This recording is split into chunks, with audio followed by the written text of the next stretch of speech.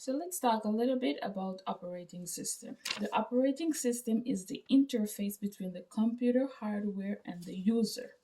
There are four key steps or processes when it comes to how the computer works, or just to get a little bit more understanding of the computer. Because I think most of the times we use the computer, but we don't really grasp how, the computer itself works. So here are four key steps that we have to understand when we're talking about the computer system. So the first thing is that the user initiates the process. And like with everything that has to do with technology, the user has to initiate something, some kind of process. The second thing that we have to take into consideration is the application is the software program the user uses to complete a task.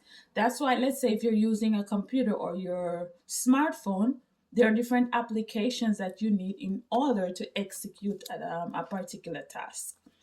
The third thing that we have to take into consideration is that the operating system's job is to interpret the request and direct its flow. So depending on what you, the user, asks the computer to do, it has to interpret it and also execute the command or direct the flow to the application or to the other interfaces that are involved in the process.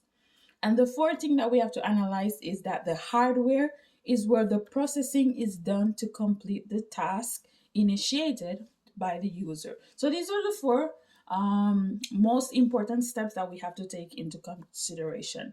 In the next part of the video, I'm going to share a little bit now with you about the architecture of Linux, because what recently happened with Windows and Microsoft, well, we might have to switch to Linux these upcoming years. So I'm going to share with you the workflow of Linux.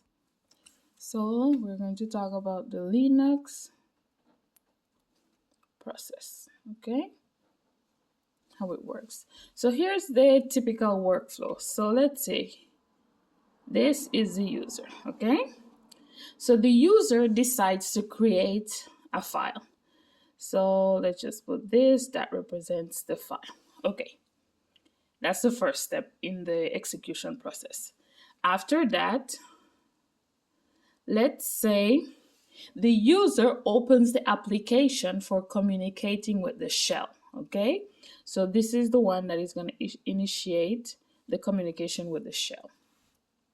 And then let's say after that, the user enters a command or different commands in the shell to indicate that they want to create a new file.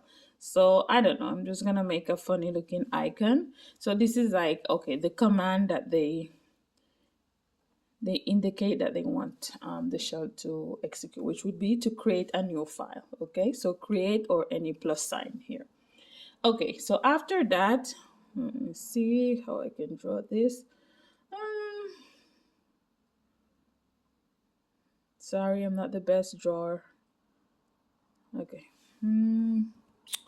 Okay, so after that, let's say now the shell creates a new file in the FHS system, which is the File System Hierarchy Standard. So this is what it means, File System Hierarchy Standard. Okay, so after that, and I can get deep into this one after, but not right now. And then after that, let's say, I don't know. Sorry, my icons are funny looking. But let's say the next step would be the contents and the location of the new file are passed to the kernel, okay? They're passed to the kernel. And then after that, this is where, okay, so let's say, okay, in this part now, the kernel tells the hardware. So this is the communication between the kernel and the hardware. So the kernel tells the hardware how and where to save the file. So when you click on save, this is where the kernel is now communicating with the hardware, which would be your physical device, your computer, your laptop, your smartphone, iPad, etc. And this is where it tells the hardware where to save the file. So let me see if I can draw a floppy disk. Sorry, it looks funny. And this is where we tell the kernel, the hardware where it should save the file.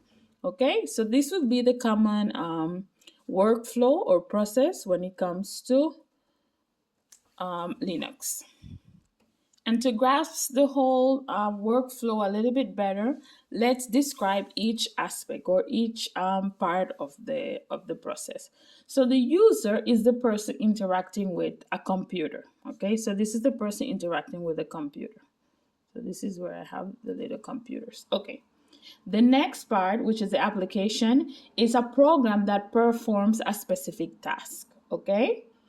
And then we have, okay, now we have the shell. So the shell is the command line interpreter. So the shell is the one that is going to interpret the different lines of commands or codes, instructions.